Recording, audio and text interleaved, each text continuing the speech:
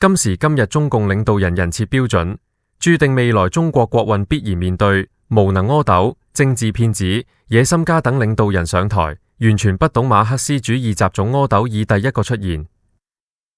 究竟什麼是中共人設？今天中共黨主席總書記仍然必須模範、勤儉、愛民如子、聖賢、兩袖清風等等極易出現欺騙性、政治騙子、烏托邦式無知、野心家等等政治人物，完全脫離現代政治文明和法治社會的正常生態，即國家憲法不將以法為本和法律規範化。例如，沒有總書記的法定報酬、總書記的法定特權、授予法定全國人大監管權和彈劾權等等，即罷免和追刑責。普京貪腐嗎？什麼都有可能，但普京的天真絕對是。其會彈我愛北京天安門人品不會差。據外媒爆，普京隱藏身家近100億美元。俄烏戰爭開始，俄軍直搗黃龍進人基輔，最後1公里，俄軍竟然大後撤。當年香港仔劉伯溫已預判普京必然禍國殃民，直至烏克蘭協着北約軍援和兵援大反攻，香港仔劉伯溫已經大聲疾呼：俄大禍臨頭，高呼打仗不是請客食飯，係你死我亡的戰鬥。北約不會為烏克蘭與俄同歸於盡，普京必須運用戰術核武器，例如 Fab 3000水銀瀉地燃燒彈，並運用毛澤東軍事思想，集中優勢兵力，主力核心殲滅戰，全面控制重心，這樣才能控制以後難啃的戰局。特朗普任人唯親，縱容自己人，包括身邊擦鞋仔，愛泄露，愛自大，而且誇誇其談，對身邊擦鞋仔利用國家秘密消息炒股炒金炒油不以為然。今天世界劣民驅逐良民，政客是人民選出來的，以及政客懂得鑽法律空子灰色地帶，政客玩弄國家憲法，那又怪得誰？未來人類文明何去何從？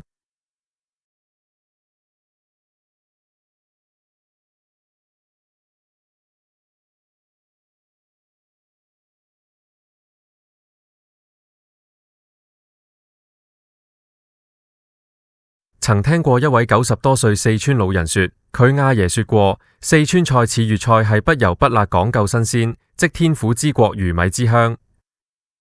即印證今天華夏中原漢人因為五胡亂華幾乎滅族，卻留下了今天全國胡人基因。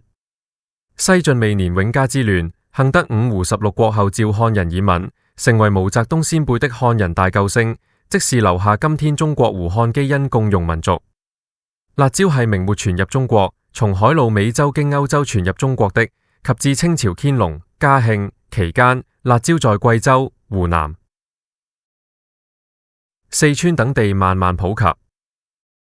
今天粵菜變味胡人化，例如乜七都要大大碟，乜七都要多，乜七都要油淋淋，乜七都辣，多麼原始。改革開放80、90年代，廣州粵菜胡人大廚很普遍。那時候本地廣東人不願打工，他們都發了政府拆遷賠償和靠收租收入。香港仔很喜愛吃辣，但只有絕配乾炒牛河和香煎、臘肉香味、蘿蔔糕的香港名牌子辣椒醬，如 X 億、官 X 華記，簡直肉鮮肉死，嗨到爆，絕配。科學家證實貝殼或硬殼類海鮮，高重金屬、高嘌呤，將來是要還的。痛風，香港仔有方法化解，但亦只會淺嘗。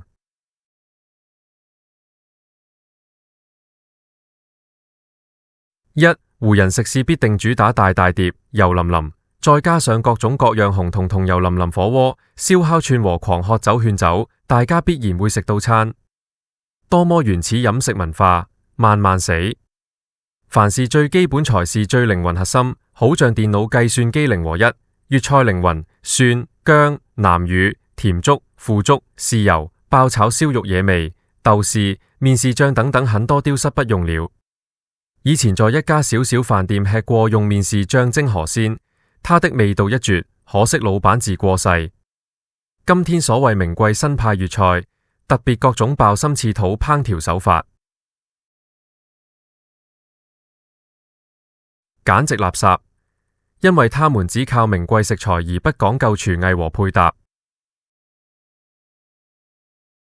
粵菜功底之王的菜心炒牛肉，今天慘不忍睹。葉綠素和微元素豐富的菜心菜葉係主角，今天大開眼界，竟被湖人剪掉。湖人把菜心視為瓜類，所以剪掉菜葉，將菜心炒七到黃金底就阿 Q 一番。Tips 1：香港傳統菜心炒牛肉分兩部分，一是如何把菜心炒到清清清綠綠綠，鑊氣菜心燙口；二是如何醃製牛肉嫩如豆腐又惹味。Tips 2：炒菜心用猛烈火候，活用爆香薑片和燒酒，此乃重中之重，還有其他秘笈。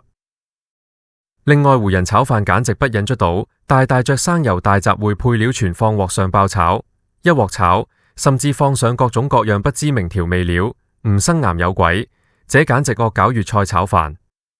其實粵菜炒飯米飯的挑選和處理是核心，亞一炒飯乃最正宗，炒飯入口必須燙口。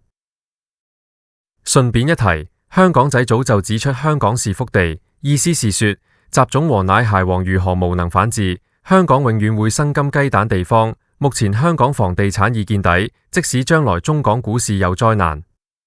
喂 Tips 1：牛市資金主要熱錢、游資等高槓桿賭資，本質必須錢生錢，你唔放軟利，又怎可釣大魚？專家鸚鵡學舌，將雞棚包裝成投資熱錢、央行放水、市場力量，不要沽空股市，巨虧高日價完全合理等等。Tips 2：熊市，美帝影子銀行將會受 AI 拖垮。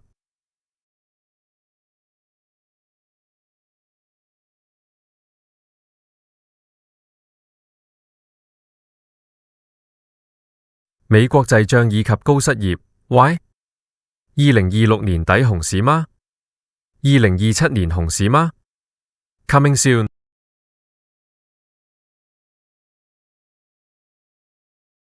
香港仔劉伯溫預判，美帝西方國家50年內必亡。南非國家是很好國情例子，原因白人出生率每年斷崖式下跌，骨又正在被第三世界國家而難民生育機器漸漸代替。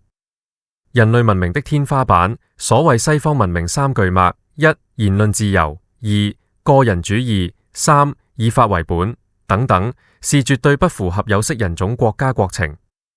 以美國為首的西方文明國情 ，NBA、迪士尼、荷里活、音樂，乃至發展至今天西方工業革命3.0，其產生的共振天文數字財富，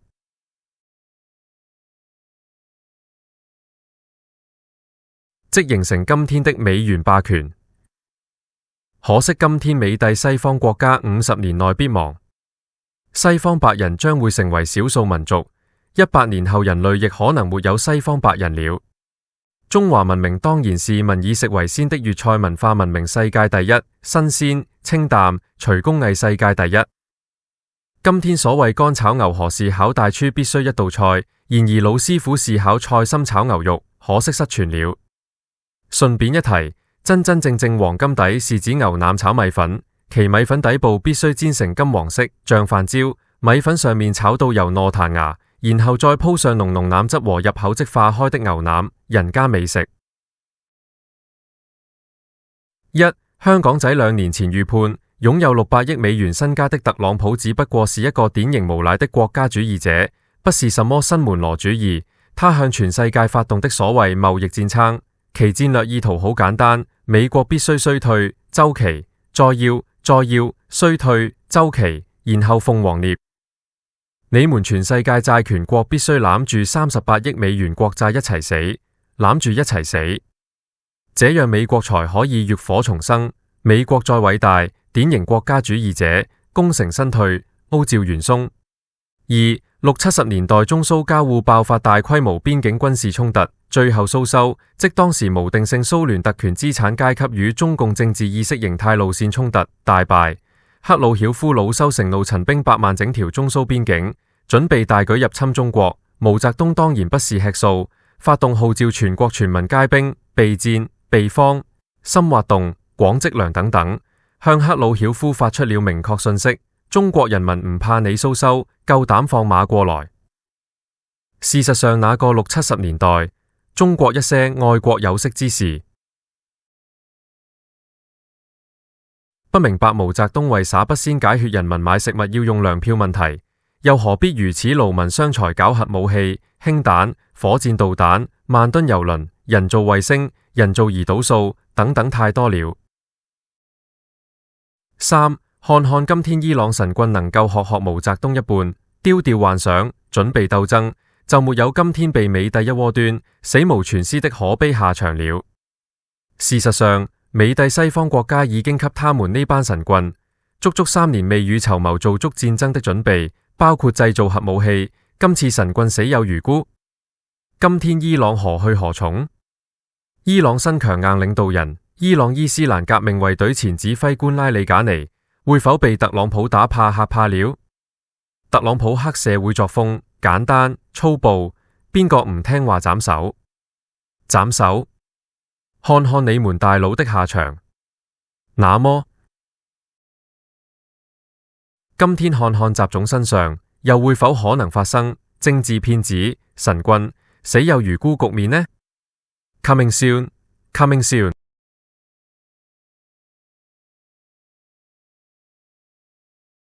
1. 為什麼中共堡壘是豆腐渣？中共現在正走向機構臃腫冗員的祈福黨阿 Q 黨，根本原因係冇人願意做中共總書記黨主席，只有弱智、政治騙子、野心家等才願意。所謂書生造反，10年不成，即只能寄望槍桿子。1975年，毛澤東同身邊工作人員講：古人說秀才造反，3年不成。我看古人是說少了，光靠秀才30年、300年也不行奧。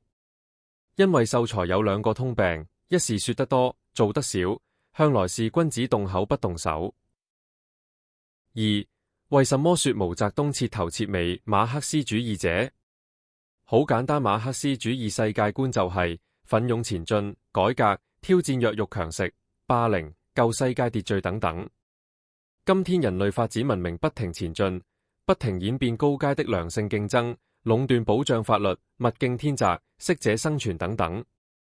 毛澤東思想乃係非常樸素易懂的馬克思主義世界觀，例如槍桿子出政權，與天鬥、與地鬥、與人鬥，其樂無窮。人不犯我，我不犯人，人若犯我，我必犯人。下定決心，不怕犧牲，排除萬難，去爭取勝利等等，完全馬克思主義世界人民解放和奮鬥觀。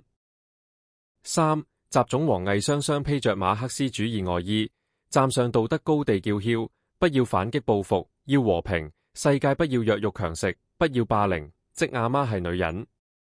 同樣，阿媽係女人的香港巴士扣安全帶問題不單擾民、浪費資源，仲係典型形式主義唔 make sense，以此愛民如子邏輯，